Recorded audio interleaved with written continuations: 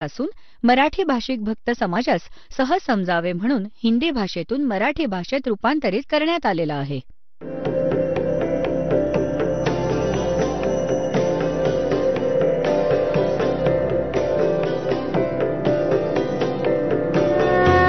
और ज्ञान सब ज्ञान डी कबीर ज्ञान सो ज्ञान और जैसे घोड़ा तोब कायम करता चले मैदान.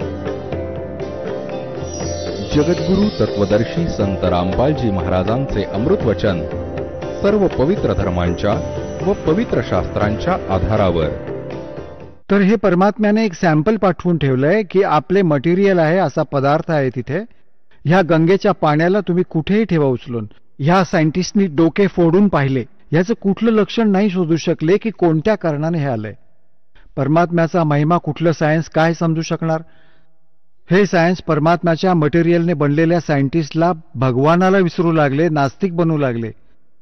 तर ह्या कलियुगात आपल्याला एक सगळ्यात मोठी खुशी आणि सहयोग या शिक्षणाचा हा आहे की आपण भगवानाला ओळखू शकतो, अन्यथा त्याची अजिबात गरज नव्हती. याने काय बनवले? परमाणु बॉम्ब बनवले, हवाई जहाजे बनवली, कार बनवल्या, सारा दिवस फुर्र फुर्र, आणि शांती एका क्षणाचीही नाही. जिथे मायाला प्रवेश आहे तिथे शांती नाही असू शकत. ह्याची पदराला गाठ मारून ठेवा, शांती होईल.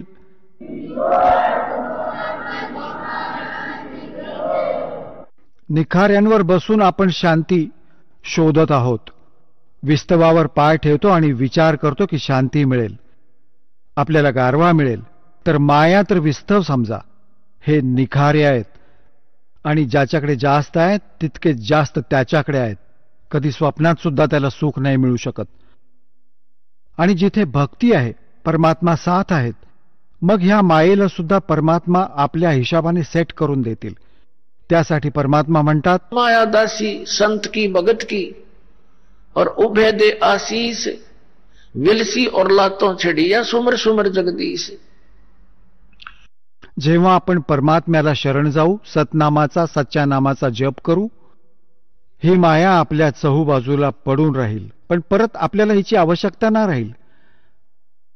आता जसे आपण दारू पित होतो, बिडी पित होतो, म्हणजे आपण दास पित नव्हता, नुसते सांगतोय, बिडी पिडी कधी प्यायलो नाही. परंतु जसाही जो भक्त आला आहे शरण, दारू पित होते, तंबाखूचा प्रयोग करत होते, लांब लांब सिगरेट आणून आईट दाखवत असत, मांस खात असत, आणि अजून 100 प्रकारचे लोक देखावे ड्रामे करत होते. हे सारे सुटून जाईल या भक्ती मार्गात. हे प्रतिबंध लावले जातात.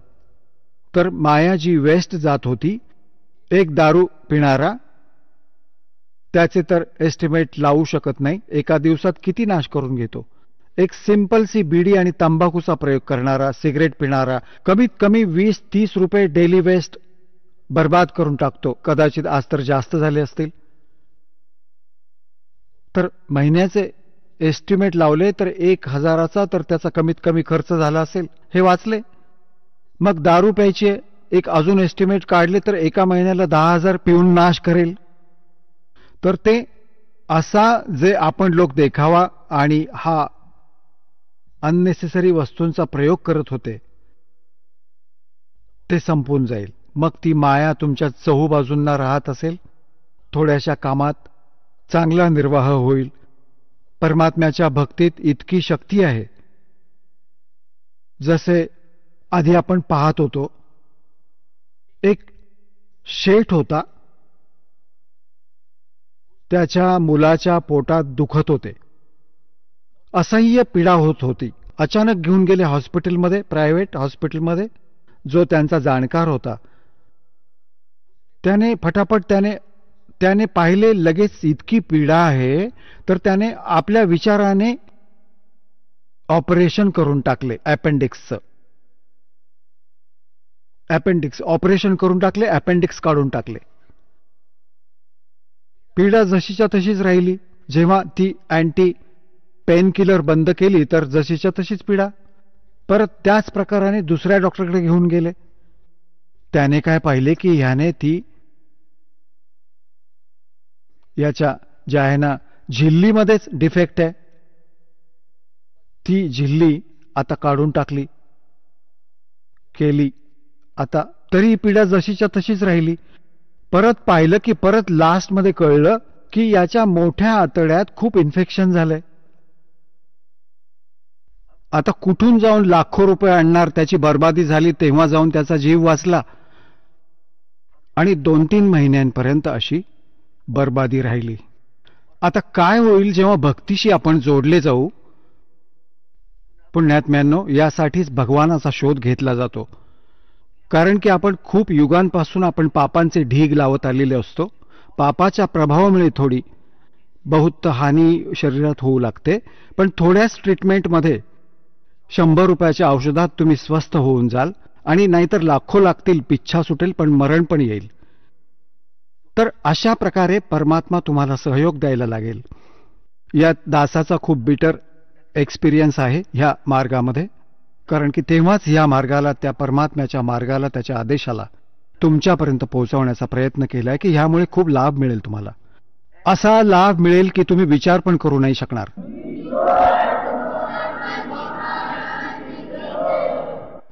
भगवानाला आपण ह्यासाठीच शोधत होतो की तो आपल्याला सर्व सुख देतो. तर तो सर्व सुखदायी परमात्मा मिळालाच नव्हता, आता मिळालाय सर्व सुखदायी. आता तो सुखच सुख देईल, इथे दुःख होऊच शकत नाही. जसा बर्फ आहे, एसी रूम आहे, तो ठीक चालला असेल तर त्यामध्ये गरमीचे काय काम? तर असं परमात्म्याचं हे कनेक्शन मिळाल्यानंतर तुमच्या परिवारामध्ये विचार करा की गरमीच्या दिवसात एसी लागला आणि तो थंडीत पण काम करेल. म्हणजे ऑटोमॅटिक आहे परमात्म्याची सिस्टीम, आपल्याला हर प्रकारे सुख देईल.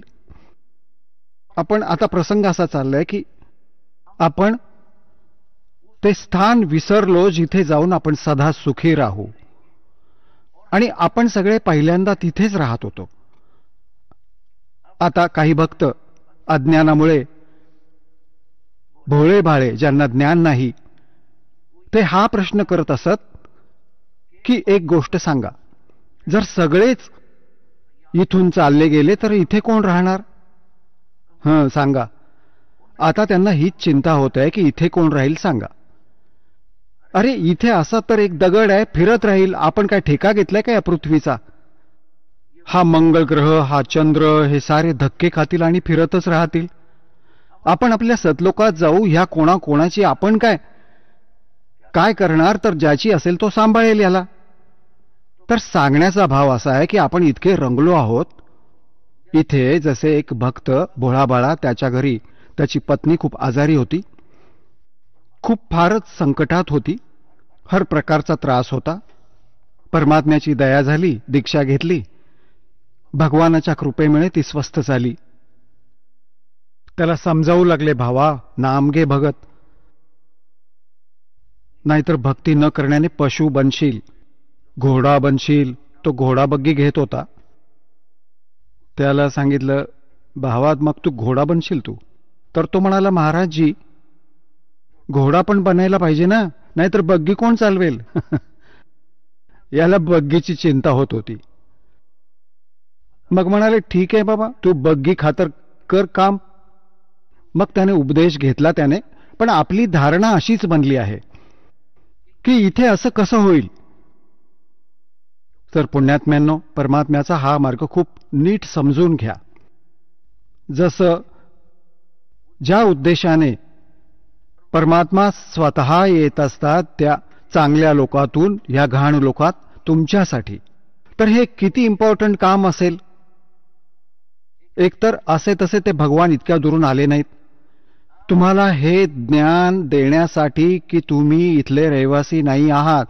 सतलोकामध्ये खूप सुख आहे आणि जे सुख तुम्ही इथे शोधत आहात हे तुम्ही 1000 लाख करोडे वर्ष शोधत राहिलात तरी मिळणार नाही. एका जन्माची जर गोष्टच सोडा. आणि इथे काय अवस्था आहे तुमची त्याच्याशी आपली ओळख करून देतो. इकडून काळाचे दूत पण आपल्या खूप काळ प्रेरणेमुळे अज्ञानाचा प्रसार करत आहेत जागोजागी. आणि पुण्यात्म्यांनो, परमात्म्याने इथे येऊन म्हणून आपल्याला हे ज्ञान सांगितले की आपण त्याची लेकरं आहोत. आणि हा जो काळ आपला दुरुपयोग करतो आहे, आपण ह्याची लेकरं नाही आहोत. आपल्या लेकरांना कोणी असं दुःखी करू शकतो? कोणाचा पाय तुटला, कोणाचा डोळा फुटला आणि कोणाचा हात तुटून गेला, कोणाचा मुलगा मेला, कोणाची मुलगी मरून गेली, कोणी कॅन्सरने पीडित आहे, कोणी पशुपक्षी बनून, गाढव कुत्रे बनून विष्ठा खात आहेत, मूत्र खात आहेत. हे तर कोणी आपल्या लेकरांना असे दुःखी करू शकतो? तर ह्या भगवानाला आपण आपला परमात्मा नाही मानू शकत. इथला जो स्वामी आहे तो काळ आहे. ह्याचा उद्देश आपल्याला पीडित करणं आणि विचलित ठेवणं आहे. भ्रमित ठेवायचं होतं की यांना भगवानाचे ज्ञान न हो आणि कुठे हे पळून न जाओ. तर ह्याच्या आधी हे आपले संत पाठवले. आपण आपली ती पण लेकरं आहेत परमात्म्याची, संत आहेत. जसे काही त्या काळामध्ये फसून गेले, ते त्या अज्ञानाचे मास्टर बनून गेले, त्या अज्ञानाचा जागोजागी प्रचार करू लागले. भोळे आत्मा त्यांना संत महात्मा मानून त्यांच्या एक एक वचनाला शिरोधार्य मानले. आता जेव्हा हे सच्चे ज्ञान येते आहे तर जुना पेंट निघत नाही लगेच.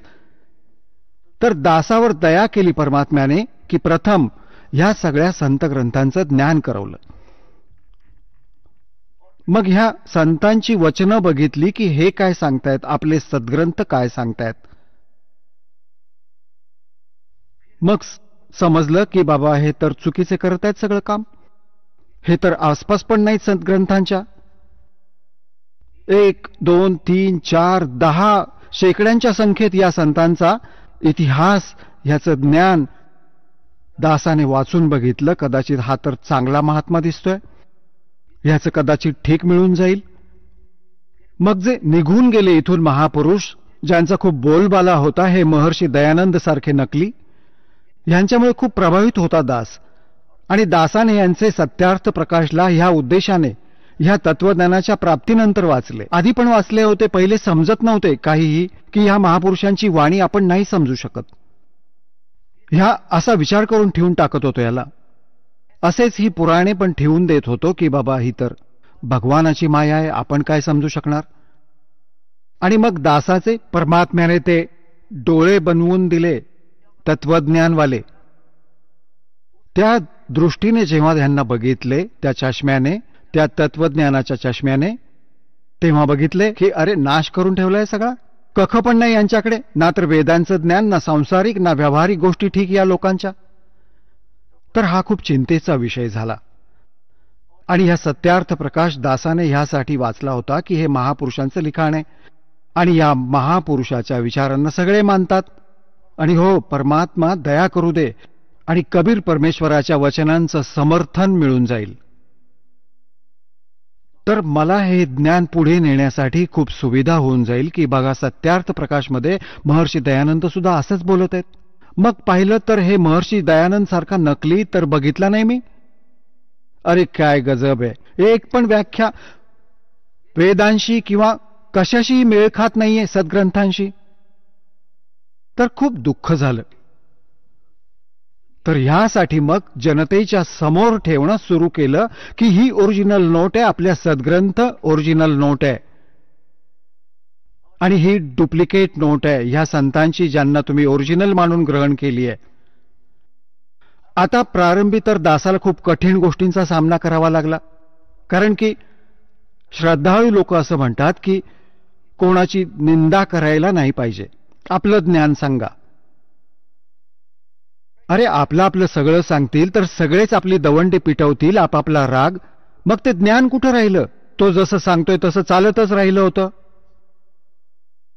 पुण्यात्म्यांनो, जसं एकदा कोणीतरी 500-500च्या नोटा नकली छापल्या आणि त्या मार्केटमध्ये पोहोचल्या.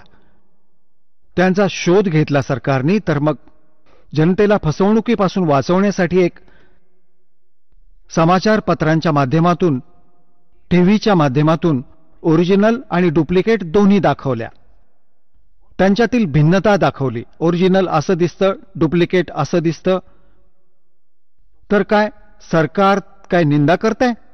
एक महापरोपकार करून ठेवला, नाहीतर लाखो लोक फसवले गेले असते, गरीब व्यक्ती मारले गेले असते, ज्यांचे 5-7 हजार रुपये असतात ते ठग सगळे नकली कागद म्हणून गेले असते. तर पुण्यात्म्यांनो, दासाचा हाच प्रयत्न समजून घ्या. हे पुरे विश्व याद करेल ह्या दासाला. ठीक आहे, दासाला खूप त्रास झालाय.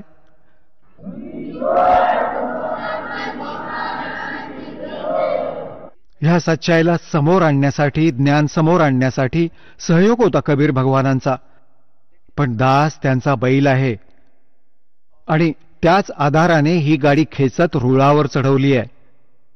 पहिल्यांदा तर खड्ड्यात चिखलात घालून ठेवली होती आणि यामध्ये बरीच संकटे आली दासावरती. बरोबर आमची लेकरं जी परिचित झाली होती त्यांनी खूप सहयोग दिला आपल्या भावा बहिणींना समजावताना.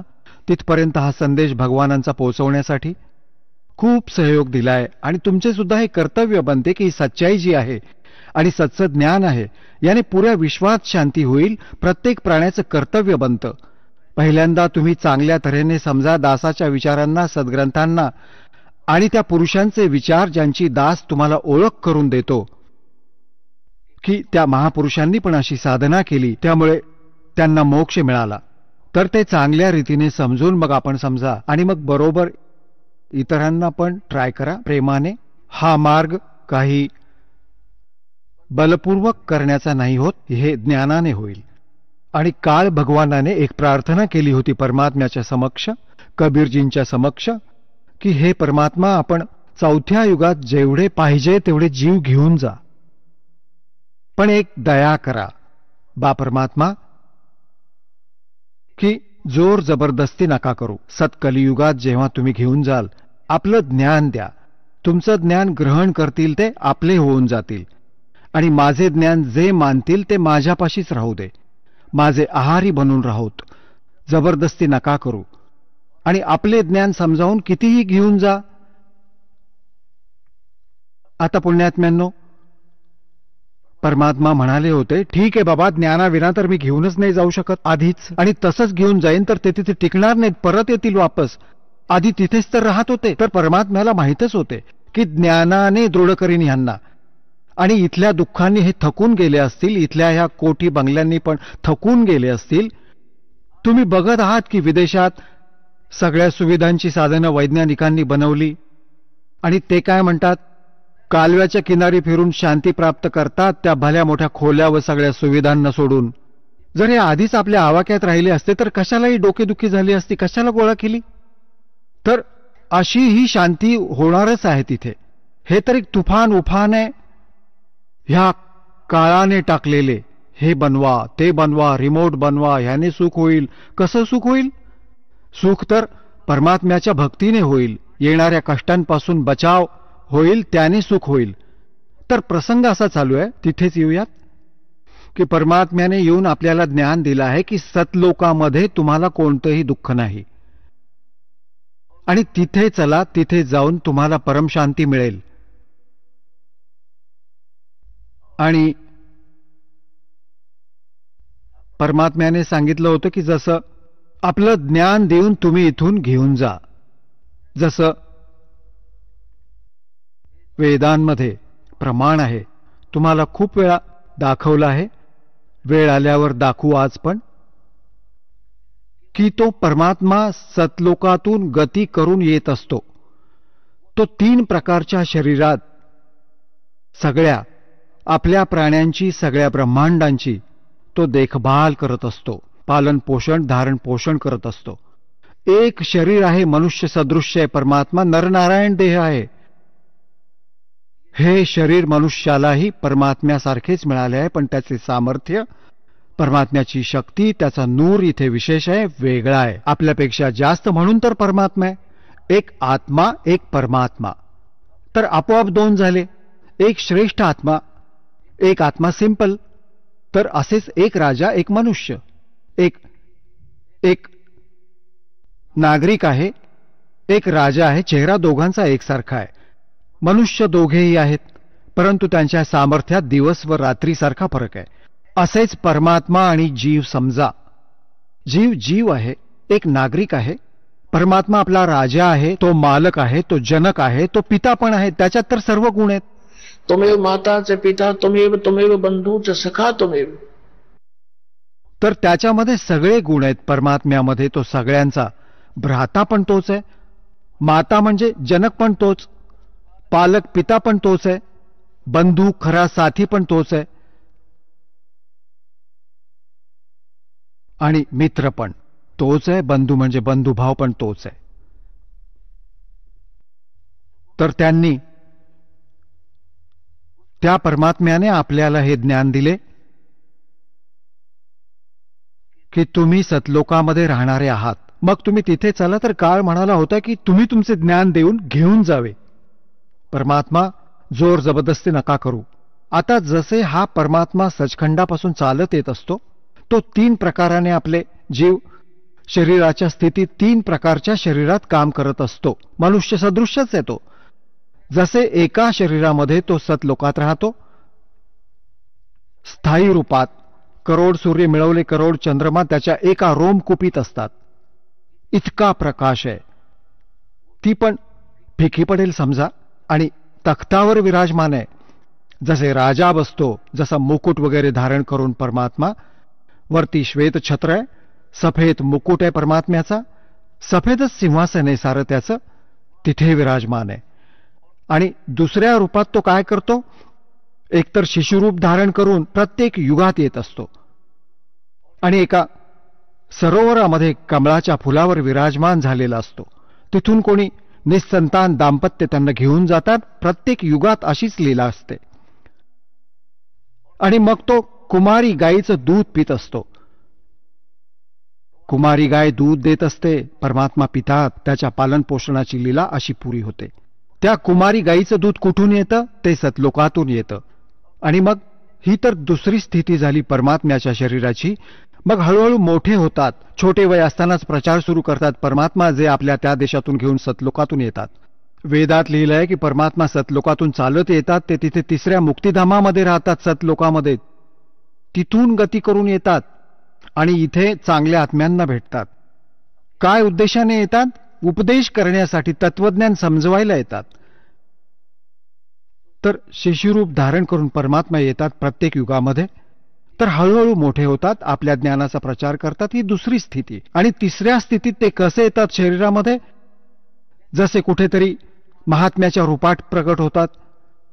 जसे जिंदा महात्म्याच्या रूपात कलियुगात ते जास्त आले आहेत. आणि जिंदा महात्म्याच्या रूपात ते कधीही येऊन कोणत्याही भक्ताला, चांगल्या आत्म्याला भेटतात. कोणकोणत्या चांगल्या आत्म्यांना भेटले? आदरणीय धरमदास साहेबजी, आदरणीय मुलुकदास साहेबजी, आदरणीय नानक साहेबजी, आदरणीय दादू साहेबजी, आदरणीय गरीबदास साहेबजी, गाव छुडानी, जिल्हा जज्जर, हरियाणा वाले, आदरणीय घिसादास साहेबजी, गाव खेकडा आणि जिल्हा मेरठ, उत्तर प्रदेशमध्ये, यांना भेटले जिंदा महात्म्याच्या रूपात येऊन. आणि त्यांना सतलोकात घेऊन गेले, सचखंड. आणि तिथे जाऊन मग त्यांना परत सोडले, कारण की ते दृढ भक्त होते. दृढ भक्तांना भेटतात, चांगल्या आत्म्यांना भेटतात, ते जेणेकरून त्यांना मिशनमध्ये सहयोग देऊ शकतील. तर ते स्टेनलेस स्टील होते, जे त्यांना सांगून टाकले दात्याने. ते फायनल त्यांच्यासाठी, सगळे जग एका बाजूला आणि ते महापुरुष एका बाजूला. जसे तुम्ही जन्मसाखी भाई बालेवालीमध्ये बघितलं, परमात्मा त्या यथार्थ मंत्राचा स्वतः जप करत होते, नानक साहेबजी. आणि मग त्यांचे बघून त्यांचे शिष्य मर्दानाने पण तो जप सुरू केला. तर त्याला असा झटका दिला की तो मेला असता, बुडाला असता समुद्रात. एक बस अशी घाबरला मर्दाना. तर त्याला सांगितलं की तू नक्कल नको करू माझी, करणी बघू नकोस, मी जे सांगतो त्या गुरु आज्ञेचे पालन कर. तर ते दृढभक्त होते. कोणत्या विशेष सामाजिक समाजाला सतनाम नाही सांगितले त्यांनी. समाज आपल्या स्थानावर, भगवान आपल्या स्थानावर आहे. तर ते भगवानाची लेकरं होती, दृढ भक्त होते, दृढ व्यक्ती होते, श्रेष्ठ आत्मा होते. त्यांचा उद्देश हा नव्हता की बाबा हे न सांगितल्यामुळे काही हानी समाजाला होईल. नाही, ते तसं होतं, तसं चाललं होतं. आता त्याने खूप नुकसान झाले असते जर ते डिक्लेअर करून जाते. आज हे सगळे नकली पंथ, हा सतलोक, हे महिमा गाणारे, काळाच्या द्वारे चालणारे सगळे नकली पंथ आता गुरुग्रंथ साहेबात वाचून हेच नाम देत राहतात. असा झटका दिला की घाबरला सगळा पूर्ण शीख समाज की खबरदार, हा नाम जप केला तर. मर्दानाने केला होता, मेला असता. आता गुरुजींचा आदेश आहे, त्यांच्या आज्ञेची अवहेलना होईल अशी भीती निर्माण केली. काय ते आपले हितैषी नव्हते? ते परमहितैषी होते. ते पूर्ण जाणून होते की आग लागेल जर हे मंत्र देऊन टाकले तर नाशच होईल या गोष्टीचा, तर असे दृढ भक्तांना परमात्मा येऊन भेटतात. तर ही तिसरी स्थिती होती त्यांची. आता त्यांना सल्ला दिला होती की वेळ आल्यावर ती ते परत देतील परत आपल्या लेकरांना. आता जसं कोणताही हिंदू धर्म बघा, शीख धर्म बघा, विशेष करून ह्या दोन्ही धर्मात दास बघतोय. बाकी मुसलमान धर्मात आणि ईसाई धर्मात काय क्रिया आहेत इतके त्याच्याविषयी विशेष दासाला माहिती नाही.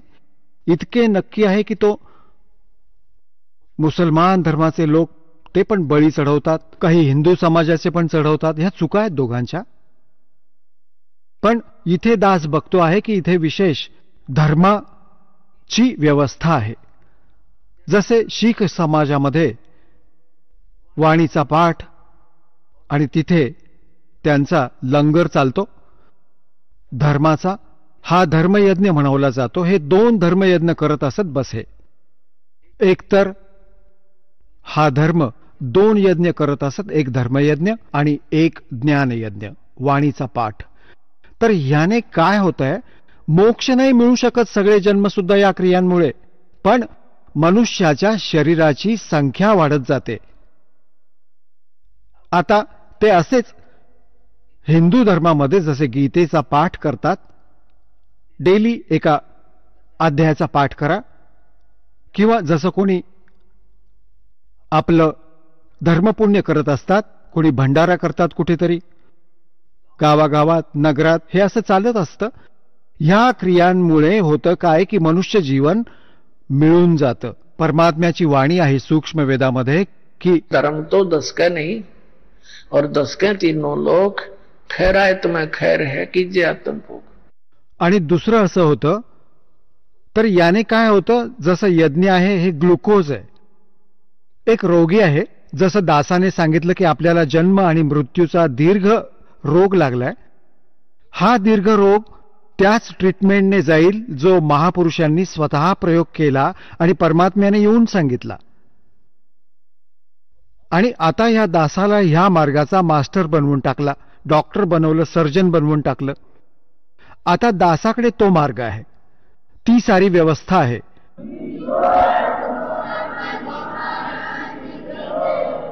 आणि त्या महापुरुषांनी काय केलं की ह्या सगळ्या मानव समाजाला ग्लुकोज लावून टाकलं. ग्लुकोज जे असतं ते रोगाचा नाश करत नाही, हे शरीराला नष्ट होण्यापासून वाचवत असतं, पाण्याच्या कमीची पूर्ती करत असतं. जसं सर्जन किंवा डॉक्टर कुठे बाहेर गेला असेल आणि इमर्जन्सी केस येत असतात, हे कंपाऊंडर आणि दुसरे त्यांना विचारत असतात की असे असे रोगी आहेत, काय करावं, तर सांगतो की याला ग्लुकोज लावून टाका आणि हे इंजेक्शन देऊन टाका, तेवढ्यात मी येतो. तर तो तास 2 तास किंवा पुढच्या दिवशी सुद्धा येतो. तर ते ग्लुकोज लावल्यानं ते शरीर त्याचं नष्ट होत नाही. मग येऊन मग चेक करून जी ट्रीटमेंट द्यायची आहे ती डॉक्टर देईल. रोग जाईल त्या डॉक्टरच्या त्या ट्रीटमेंटमुळे किंवा ऑपरेशनमुळे, जे काही त्याला वाटेल त्या सर्जरीमुळे. ग्लुकोज त्याला रक्षण देत राहील, शरीराचा नाश नाही होऊ देणार. तर ह्या मानव समाजाला तो महापुरुष ग्लुकोज लावून गेला ह्या युगांचं ओनली, बस. ही ट्रीटमेंट नाही दिली त्यावेळेला, कारण की काही अशी स्थिती होती. तर आता परमात्म्याने ह्या दासाला पाठवून दिलं, तो डॉक्टर बनवून, तो सर्जन बनवून, आणि आदेश देऊन टाकला. त्यांना मनाई केली होती की सतनाम नाही द्यायचं. दासाला आदेश देऊन टाकला की आता हे सतनाम आणि देऊन टाक सारनाम, वेळ आली आहे मधल्या पिढीची. बोलो सतगुरुदेव.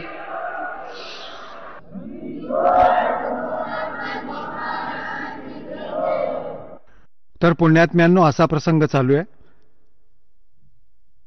की ह्या दृढात्म्यांनी परमात्म्याच्या प्रत्येक आज्ञेचं पालन केलं.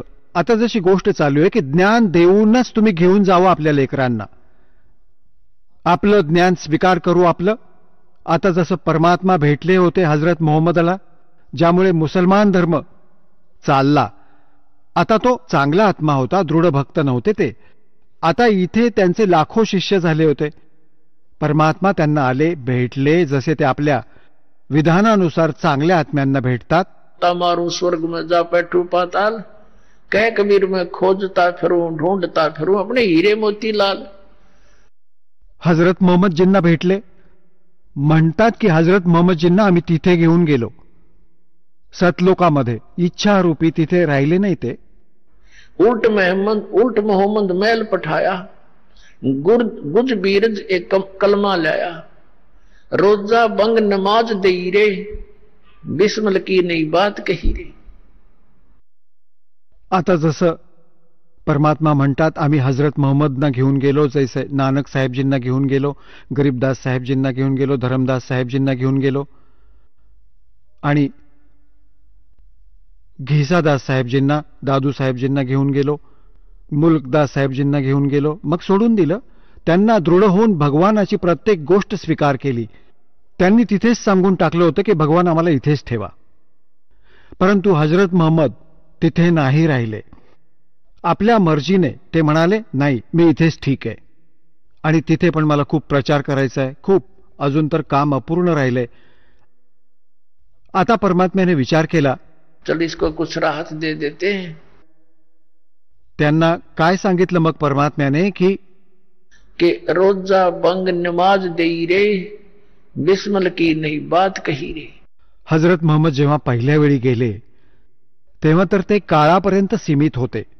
पडद्यामागून आवाज आला होता, नमाज करा. 50 नमाज करण्यास सांगितले होते.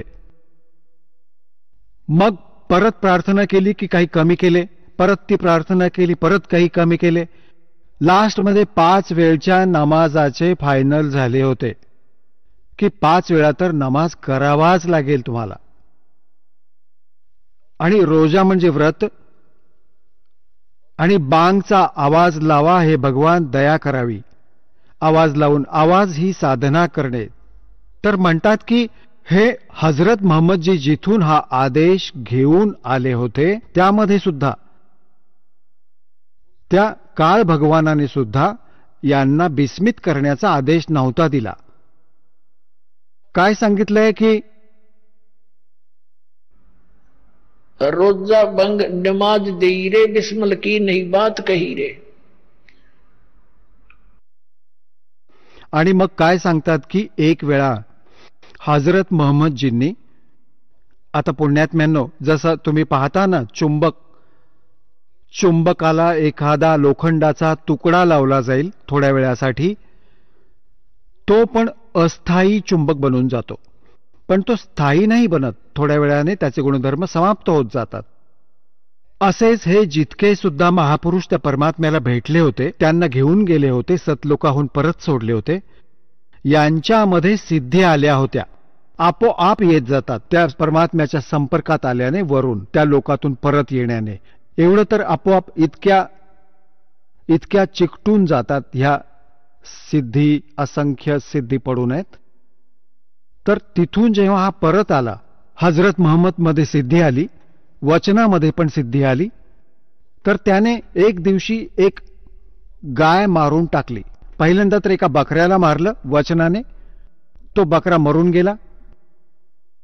बकरेवाला रडू लागला की मी तर गरीब माणूस होतो, हे काय होऊन बसलं. लोक जमा झाली, मग त्या बकऱ्याला जिवंत करून टाकलं वचनाने. आनंद झाला सगळ्यांना, लाट पसरली की बाबा हजरत मोहम्मद तर खरंच नबी आहेत, खूप सिद्धी आहे त्यांच्यामध्ये. मेलेल्या बकऱ्याला जिवंत करून टाकलं. त्यांच्या खूप दूरपर्यंत गोष्टी पसरल्या आणि त्यांचे अनुयायी होते जागोजागी, ते चर्चा करू लागले. लोकांनी हरकत घेतली, कारण की विरोध खूप होता. ते म्हणाले की आम्ही तेव्हाच समजू जेव्हा तू गाय मारून जिवंत करून दाखवशील, आमच्या समोर कर. तेव्हा हजरत मोहम्मदने ती गाय, सगळे एकत्र जमले आसपासचे लोक, वचनाने ती गाय मारून टाकली. ती मरून गेली. आता तिला जिवंत करण्याची वेळ आली, ती जिवंत नाही होऊ शकली. तेव्हा परमात्मा म्हणतात की तब हम मोहम्मद याद किया रे. तेव्हा हजरत मोहम्मदने माझी आठवण काढली.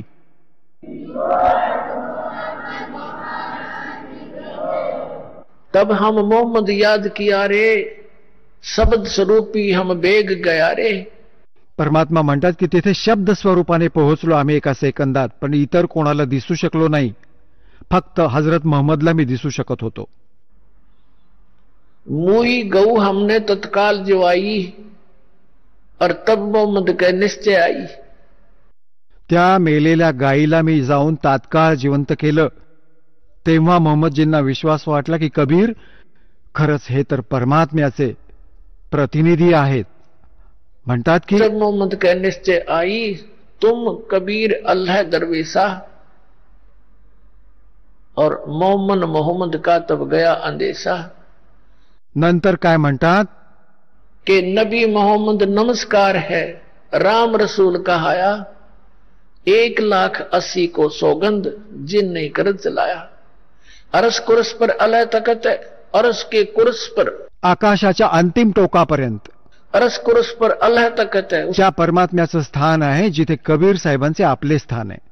और खालिक बिन नहीं खाली. त्या परमात्म्याच्या दृष्टीत सगळे प्राणी आहेत, त्याच्यापासून कोणीच वाचले नाहीयेत. और वो पैगंबर पाक पुरुष थे साहेब के अब्दाली.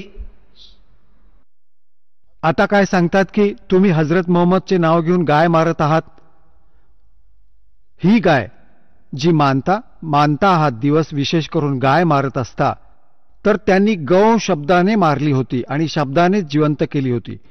कारण की लोकांनी असा विचार केला होता की जर मोहम्मदने जिवंत करून दिली तर त्याच्यासाठी परत सांगितलंय की मारी गौ शब्द के तीरम, वचनाच्या तीराने मारली. और ऐसे होते मोहम्मद पीरम. ते मोहम्मद पीरम असे होते. और शब्द फेर जवाई अनसा राख्या गोसत नी बाखा. ऐसे पीर मोहम्मद भाई. आता परमात्मा पहा, आपण तर सगळं काम करून टाकलं मग त्याला शाबासकी देतायत. अरे हजरत मोहम्मद तर असे महापुरुष होते, त्यांनी वचनाने गाय मारली होती आणि वचनाने जिवंत करून दिली. मांस नाही खाल्लं, त्यांनी जीवाचं रक्षण केलं. तुम्ही तर मांस खाताय त्याचा आडोसा घेऊन. तर त्यासाठी म्हणतायत की वो पैगंबर पाक पुरुष थे साहेब के अब्दाली. ते महापुरुष होते, पवित्र आत्मा होते. तुम्ही त्यांच्या आड हे पाप करता स्वतः आणि नाव त्यांचे घेता.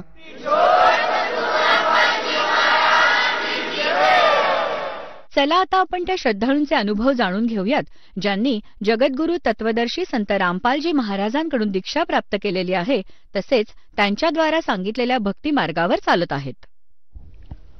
नमस्कार सतसाहेब. आपलं नाव? माझं नाव संजय मदन भांदुर्गे, राहणार वाशिम, तालुका जिल्हा वाशिम, महाराष्ट्र. इथं नाव. आपला व्यवसाय काय आहे? मी सरजी अध्यापक डीएड कॉलेजला, श्री शिवाजी डीएड अध्यापक कॉलेज वाशिम येथे प्राध्यापक आहे. संत रामपालजी महाराजांची गुरुदीक्षा आपण कधी घेतली? मी 18 जून 2013ला संत रामपालजी महाराजांची गुरुदीक्षा घेतलेली आहे. संत रामपालजी महाराजांची गुरुदीक्षा घेण्या अगोदर आपण व आपला परिवार कोणती भक्ती साधना करत होतात? सरजी, आम्ही हिंदू परंपरेप्रमाणे ज्या चालत आलेल्या सर्व देवी देवतांची भक्ती, म्हणजे 33 करोड देवी देवतांपैकी सर्वांची भक्ती आम्ही करत होतो. त्यातल्या त्यात आमचे कुलदैवत हे शंकर भगवान म्हणजे महादेव असल्यामुळं महादेवाची भक्ती विशेष करून करत होतो. श्रावणमध्ये जेव्हा श्रावण सोमवारी यायचे त्यावेळेस आम्ही श्रावण मंदिरात जाणे, बेलफूल वाहणे, त्याचबरोबर अकोला येथे धारगड येथे एक तीर्थक्षेत्र आहे, जंगलामध्ये आम्ही रात्रभर पायी चालत जायचो 3ऱ्या सोमवारी आणि तिथे जाऊन दर्शन घ्यायचो आणि यालाच आम्ही खरी भक्ती समजत होतो. त्याचबरोबर नवरात्रामध्ये जेव्हा दुर्गादेवीची स्थापना व्हायची तेव्हा आम्हाला आमची आस्था महादेवावरून दुर्गादेवीवर जायची. दुर्गादेवी तर आम्हाला 9 दिवस दुर्गा शक्तीपेक्षा कोणतीच मोठी शक्ती नाही असं वाटायचं. त्यानंतर गणेशजीची स्थापना व्हायची तर गणेश भगवान हे सर्वात श्रेष्ठ वाटायचे. अशा प्रकारे आमची आस्था निरंतर बदलत होती, परंतु असं वाटत होतं की हेच तर आहे, हेच तर हिंदू धर्माचे देवी देवता आहे आणि हेच आपल्याला करायचं आहे. मग असंच मी बीएडला असताना माझे एक मित्र होते, ते गायत्री परिवारामध्ये होते, तर त्यांनी मला गायत्री परिवाराबद्दल बरंच काही सांगितलं. तर अध्यात्माची ओढ ही मला लहानपणापासूनच होती, त्यामुळे मी गायत्री मंत्र आधीपासूनच जपायचो आणि मग मला गायत्री परिवाराबद्दल विशेष आकर्षण निर्माण झालं. तर मी ठरवलं की गायत्री परिवारामधून आपल्याला दीक्षा हरिद्वार येथे जाऊन घ्यायची आहे आणि त्याच्यामध्ये ते भगवे कपडे वगैरे घालून ते पण मी घालण्यास तयार झालो होतो की आपण करूया दोन्ही पण. परंतु पुन्हा काय झालं की असं परिवर्तन झालं की माझे एक दुसरे मित्र होते, मी वाशिमला आलो बीएड झाल्यानंतर आणि एका कॉन्व्हेंटवर लागलो, तर तिथे मग हे सर्व मी करतच होतो आणि माझा विचार होता की हरिद्वारला एकदा जावं, पण ते कोणी मित्र भेटत नव्हता, माहिती नव्हतं कसं जावं कसं नाही जावं. तर या विचारात असतानाच ही देवी देवताची भक्ती चालूच होती. परंतु हे सर्व करत असताना काही परिस्थिती बदलत नव्हती, काहीच नव्हतं. आणि मग हळूहळू मला थोडंसं मी नास्तिकतेकडे वळू लागलो की कदाचित देवच नाही. काही माझे मित्र होते ते सांगायचे की बुवा, जे नास्तिक होते, की देवगीव काही नाही आहे, हे सगळं भाकड कथा आहे. तर मला तसंच वाटायला लागलं आणि शेवटी मी नास्तिकतेकडे वळू लागलो. परंतु मग अशातच एकदा मला माझ्या एक जे सहकारी होते त्यांनी राधास्वामी मार्गाबद्दल मला पंथाबद्दल सांगितलं की ज्याच्यामध्ये कर्मकांड काहीच नाही आहे आणि मला कर्मकांड हे आधीपासूनच आवडायचे नाही. तर मग मी राधास्वामी पंथाबद्दल त्याला माहिती विचारली. तर त्याने सांगितलं की 5 नाव देतात आणि ते नाव घेतल्यानेच मोक्ष होते. तर मी जेव्हा त्या महाराजांचा फोटो पाहण्यास दाखव म्हटलं त्याला मी मित्राला, तर त्यांनी मला बाबाजी गुरविंदर सिंग यांचा फोटो दाखवला. तर मी हसलो आणि म्हटलं हे तर शीख आहेत, आपण मराठी माणसं आहोत, तर हे गुरु कसे काय? तर त्यांनी मला सांगितलं की गुरुची काही जात धर्म नसतो. तर मी त्यांच्यावर विश्वास ठेवून त्या सत्संगात जायला लागलो. आमच्या वाशिमला महात्मा गांधी शाळा येथे राधास्वामीचा सत्संग व्हायचा. हळूहळू त्याच्यामधल्या कबीर साहेबाच्या बाणी ऐकत होतो. धर्मदासजी महाराज, दादूजी महाराज, मुलुकदासजी महाराज हे सर्व ऐकताना नानकजी महाराज, त्या बाण्या ऐकून ते सत्संग ऐकून मला एक विशेष आकर्षण तयार झालं की खरंच परमात्मा इथे असेल. आणि माझी ही जी खोज होती, शोध होता परमात्म्याचा, तर मला वाटलं माझा कदाचित तिथे पूर्ण होईल. आणि म्हणून मग मी ब्यासला जाण्याचं ठरवलं. ब्यासला गेलो, नाम घेतलं, माझ्या मुलाने घेतलं, मी घेतलं, पत्नीने घेतलं. आणि तिथे आम्ही दर दिवाळीला आम्ही तिथेच जायचो. दिवाळी करायचो नाही आम्ही घरी, कारण ते म्हणत होते की गुरुच्या इथं गेल्यानं, सेवा केल्यानंच खरी दिवाळी होते. तर तिथे गेलो आणि तिथे जाऊन शेतामध्ये काम केलं. तिथे आम्हाला 5 मंत्र भेटले आणि मग असं चालू होतं. बुक स्टॉलची सेवा केली, भरपूर सेवा केली. आणि मग तिथे सत्संग लावणे, त्याचं आयोजन करणे हे माझ्याकडेच होतं. मी आणि तिथले सेक्रेटरी होते आमचे, तर त्यांच्यासोबत आम्ही करायचो. दर शनिवारी गावागावात जाऊन मिटिंग घेऊन त्या लोकांना सांगायचो की तुम्ही परमात्म्यासाठी 1 घंटा द्या. मग असं चालत असतानाच एकदा काय झालं की आमचे जे साळे मेवणे होते त्यांची पत्नी होती रेखामाई, त्यांनी आम्हाला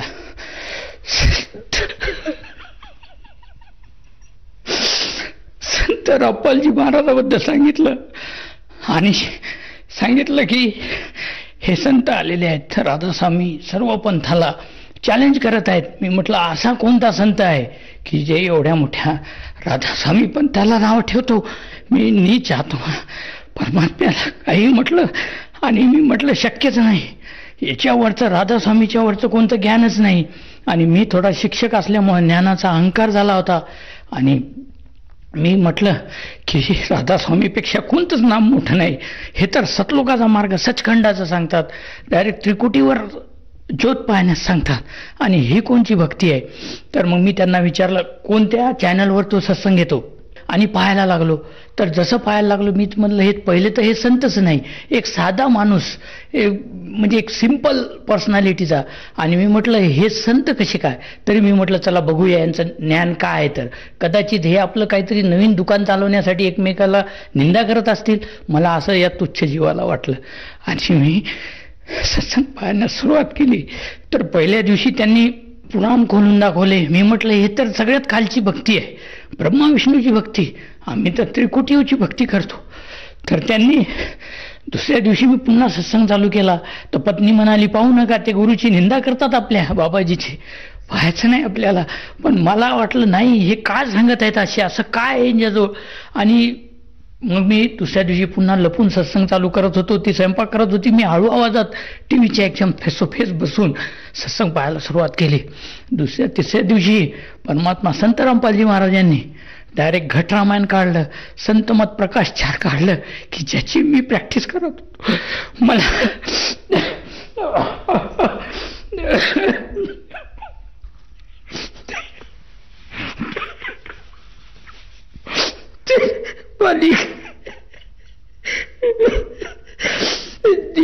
जीवाला कसं घेतलं शरणमध्ये.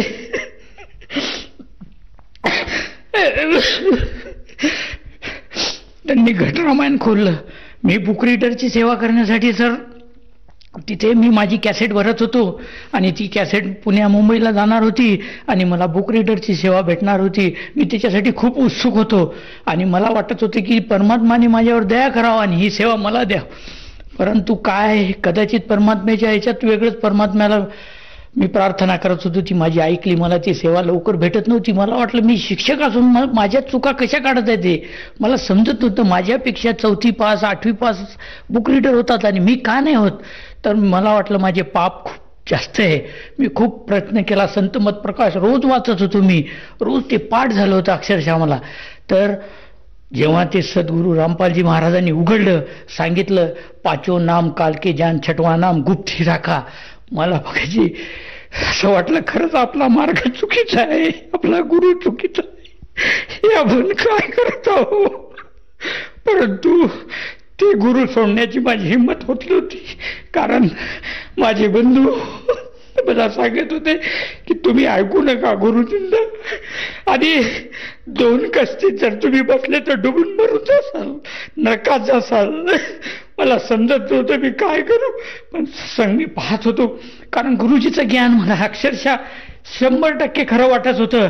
हे तर डायरेक्ट उघडून दाखवत आहेत आणि हे सत्य आहे, हे मी नाकारू शकत नव्हतो.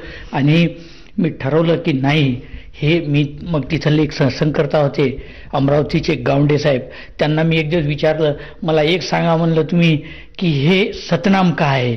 तर म्हणे अरे तुला 5 नाम दिले बाबाजीनं, ते तू एक तरी ओपन केलं का. तू भक्ती कर, तू 2.5 घंटे सुमिरन कर, 2 घंटे ध्यान लावून बसायचं होतं सरजी, आणि अर्धा घंटा कानात बोटं टाकून 2 पायावर बसायचं होतं. मी चालू केलं. मी म्हटलं कदाचित आपलं एक नाव तरी ओपन झालं पाहिजे. आणि ते करता करता एक दिवस तर मी पलंगावून सुद्धा पडलो, म्हणजे कानात बोटं टाकून आवाज ऐकायचा होता. ते सांगत होते की डाव्याकडून कानाकडून जो आवाज येतो तो काळाचा आहे, उजवीकडून जो ऐकू येतो तो दयालचा आहे, आणि तोच ऐकायचा. ती धून ऐकायची आणि ज्योत दिसेल तुम्हाला, तेव्हा परमात्माचं तुम्हाला दर्शन होईल. ती ज्योत म्हणजे परमात्मा, निराकार, निरंजन, ज्योत निरंजन. तर मी ते करत होतो, परंतु माझं मन या सत्संग मी पुन्हा पुन्हा पाहत होतो की अजून काय सांगतात, अजून काय सांगतात. आणि शेवटी एक दिवस मी ठरवलं की एकदा जाऊन पाहायचंच बरं, वाला इथे काय आहे, काय नेमके कोणता मंत्र देतात. तिथं गेलो, आश्रमामध्ये गेलो, तिथली व्यवस्था पाहून खूपच छान वाटलं. आणि तिथला ते एवढा चांगला व्यवहार पाहून मला जे पाहिजे होतं, मला अशीच भक्ती पाहिजे होती की, कारण मी ही जी भक्ती करत होतो, लोक धक्के देतात एकमेकाला, मागं पुढं करून दर्शनाला जातात, हे मला मुळीच आवडत नव्हतं. आणि इथं शांततेनं सर्व काही, सगळ्याचा रिस्पेक्ट, प्रेमाने आदर. घरी असं प्रेम भेटत नाही, असं प्रेम तिथे सगळ्या भक्ताकडून भेटत होतं. आणि हे पाहून मी खूप गदगद झालो. परंतु जेव्हा तिचे नियम पाहिले सरजी, तर माझे होश उडाले. मी म्हटलं हे मी तर काय, मी तर शिक्षक आहो, मला तर हे जमणारच नाही.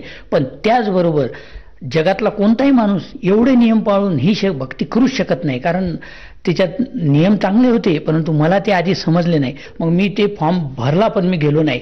सर्वजण नाव घेऊन आले, माझी पत्नी पण आली. मग मी तिला म्हटलं तू हे नियम तुला मान्य आहेत का. ती म्हणे हो. मी म्हटलं कसं काय करशील तू, शक्य आहे काय. तर ती म्हणे काहीच हरकत नाही, तुम्ही वाटलं शंका समाधानमध्ये जा म्हणे, विचारानंतर पण नाव घ्या म्हणे. मग मी गेलो. मी म्हटलं जाऊ दे, हिनं घेतलं, आपण घेऊन घेऊ, डबल इकडे यायचंही नाही हरियाणाला आपल्याला, काहीच नाही, नाव तर घेऊन घेऊ, काय हरकत आहे. आणि मी गेलो आणि नाव घेतलं.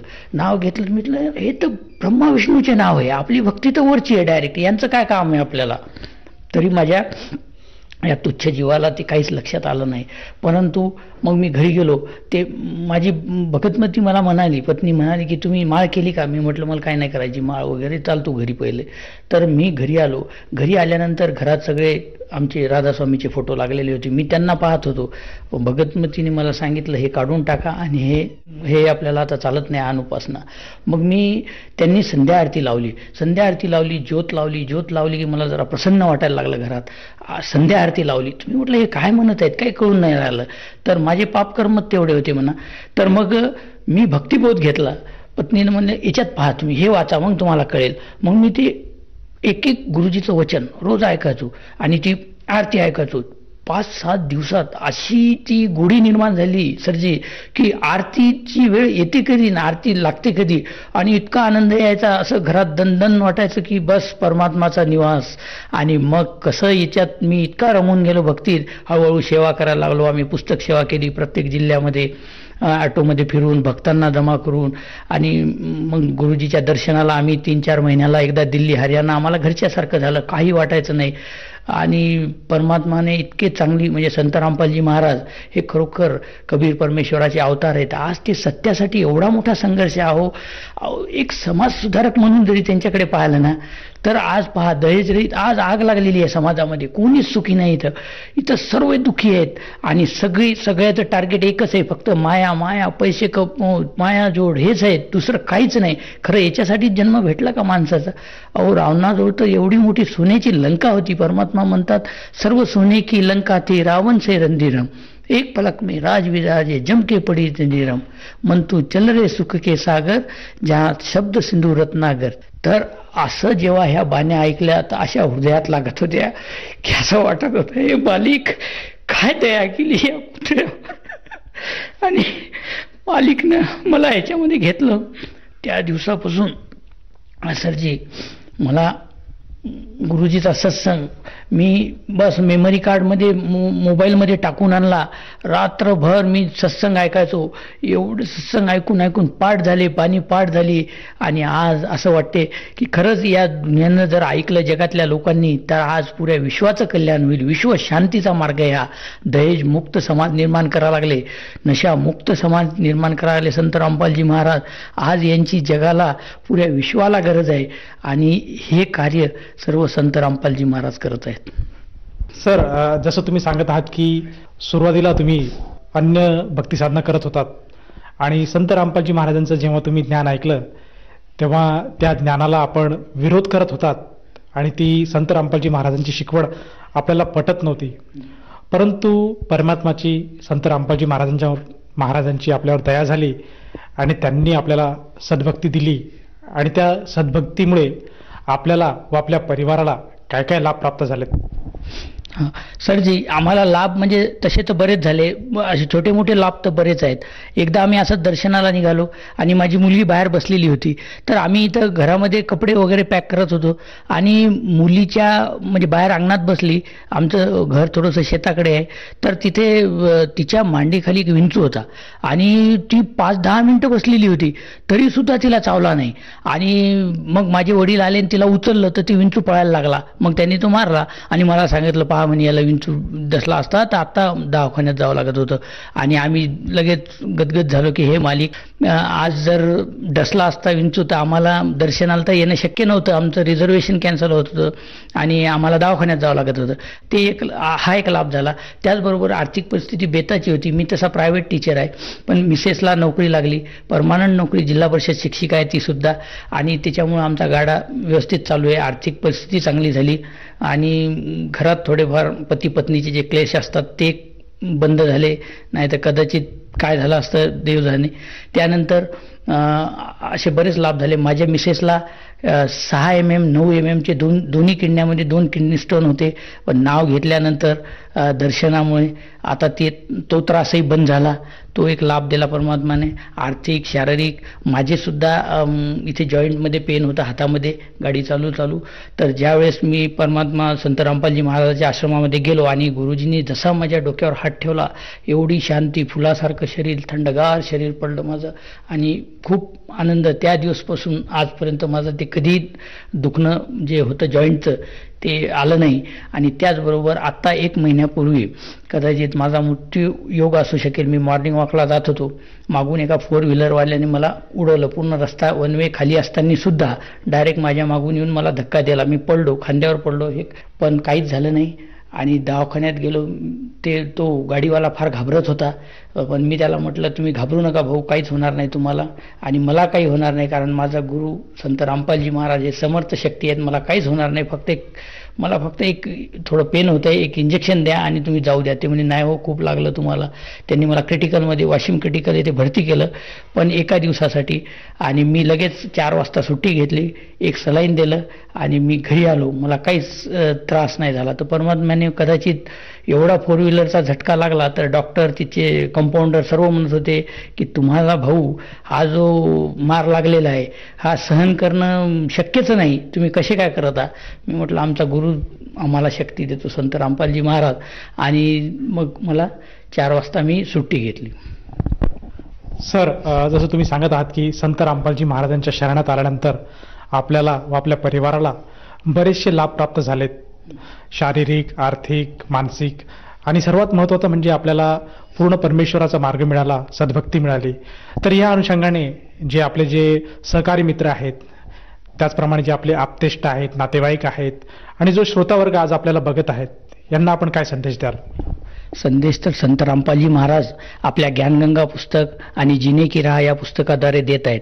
आणि जर SMS केला तर निशुल्क आमचे भगत सेवेदार लगेच पोहोचवतात, तर त्याद्वारे देतच आहेत. पण तरीसुद्धा हा दास त्या परमात्म्याचा एक कुत्रा तुम्हाला सांगत आहे, एक प्रार्थना करत आहे की पहा परमात्मा आलेले आहेत. तर माझं हेच एक कळकळीची विनंती आहे की संत रामपालजी महाराज हे कबीर साहेबाचे अवतार आहेत. तुम्ही लवकरात लवकर या, सद्भक्ती घ्या, शास्त्रानुकूल साधना करा आणि तेव्हाच पार होऊ. गीताजीमध्ये क्लिअर सांगितलेलं आहे, सर्व धर्मान परित्याज माम एकम शरणम व्रज अहतवा पापी भू मोक्षाचू मासूच. हे अर्जुन, तू इथली 33 करोड देवी देवताची भक्ती त्यागून मला अर्पण करून तू एका पूर्ण परमात्म्याच्या शरणमध्ये जा.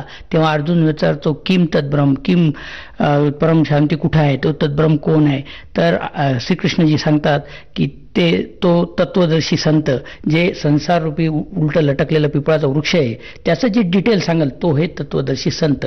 आणि हे कबीर साहेबांनी 600 वर्षापूर्वी फक्त पुऱ्या गीतेचा सार फक्त एका दोह्यात सांगितलेला आहे की कबीर अक्षर पुरुष एक पेड़ है, निरंजन वाके डार, तीनों देवा शाखा है भई पात रूप संसार. तर आता शंका राहिली कुठं? तत्वदर्शी संत आपल्या समोर आहेत. आपल्यासाठी ते सत्यासाठी एवढा मोठा संघर्ष करत आहेत. आपल्या प्रत्येक जीवापर्यंत ज्ञान पोहोचवण्यासाठी निशुल्क सर्व काही करत आहेत. आणि तरी जर आपण झोपेत राहू तर आपल्यासारखे दुर्भागी कोणीच नाही राहणार. म्हणून माझी हीच कळकळीची विनंती आहे की मानुष जन्म पाय कर रटे नाही हरिनाम, जैसे कुआ जल बिना बनवाया क्या काम. तर आपला मनुष्य जन्म हा केवळ संतती, प्रजनन आणि संपत्तीसाठी नाही बनलेला आहे, तर आपल्याला मोक्ष मार्ग या योनीसाठी देवी देवता तर असतात आणि ते आपल्याला एवढ्या सहजतेने मिळाला. मग एवढ्यासाठीच आहे का फक्त आपले लेकरं बाळ संपत्ती एवढं करायचं आणि चाललं जायचं संपलं? नाही, याच्यासाठी नक्कीच नाही. आपल्याला मोक्ष प्राप्त करण्यासाठी चालता फिरता भक्ती देऊन करत आहेत. कोणतं कर्मकांड नाही, काही नाही. एवढी चांगली भक्ती, एवढं चांगलं ज्ञान, एवढं निर्मल ज्ञान या पृथ्वी तलावर तर सोडा 21 ब्रह्मांडात कुठे नाही. म्हणून मी एकच विनंती करतो की सर्वांनी लवकरात लवकर, जेवढ्या लवकर आपल्या दुःखाचा अंत करता येईल तर एकच मार्ग आहे, तो म्हणजे संत तत्वदर्शी संत रामपालजी महाराज यांची शरण पकडा आणि आपल्या जीवाचं कल्याण करा. सर, जर कोणा व्यक्तीला संत रामपालजी महाराजांची नामदीक्षा किंवा गुरुमंत्र घ्यावायचा असेल तर ती व्यक्ती नामदीक्षा किंवा गुरुमंत्र कसा घेऊ शकेल? संत रामपालजी महाराजांनी एवढं सर्व सोपं करून टाकलेलं आहे. त्यामुळं तुम्ही सहज, जे आज प्रत्येक चॅनलवर, यूट्यूबवर, सोशल मीडिया, फेसबुक असेल, ट्विटर असेल, आज भक्त सर्व सेवा करत आहेत. आणि तुम्हाला यूट्यूबवर, चॅनलवर जेव्हा तुम्ही सत्संग पाहाल तर तिथे तुम्हाला एक पट्टी चालते. त्या पट्टीवर काही नंबर फ्लॅश होतात आश्रमचे 4-5. तर त्याच्यावर तुम्ही कोणत्याही एका नंबरवर कॉल करा. लगेच तुम्हाला तुमचं लोकेशन विचारलं जाईल, तुमचा डिस्ट्रिक्ट विचारला जाईल. डिस्ट्रिक्टमध्ये तिथे नामदान देण्यात येईल आणि ते सुद्धा निशुल्क, एकही रुपया लागणार नाही आणि ओरिजिनल भक्ती भेटेल. धन्यवाद सतसाहेब.